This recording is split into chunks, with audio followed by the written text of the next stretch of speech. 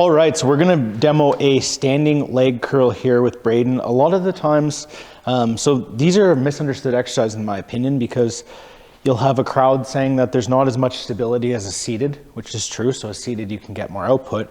And all this is a standing variation of a lying leg curl.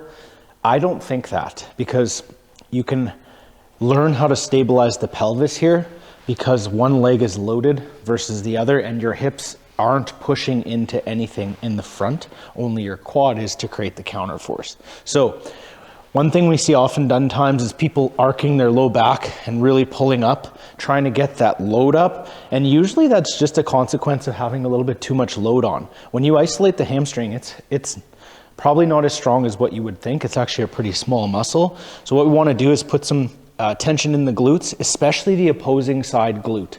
That's going to really stabilize the pelvis from moving in any direction. And he's going to drive his quad into the pad and curl up. He's also not going to worry about trying to get so high that his foot is coming up to his butt. Just a nice stretch down at the bottom, close the knee joint. It's that simple. You're literally closing the knee joint. Keeping this all nice in tension. He's slightly leaned over top of the center of gravity, which is exactly what we want. He's not standing way back like this, as it just really turns into like this glute type movement. So overall, really easy movement to nail once you've got the stability down, and really puts a peak contraction at the top. So you're fighting the strength curve on this, which is good to learn how to fight it, not only work with it.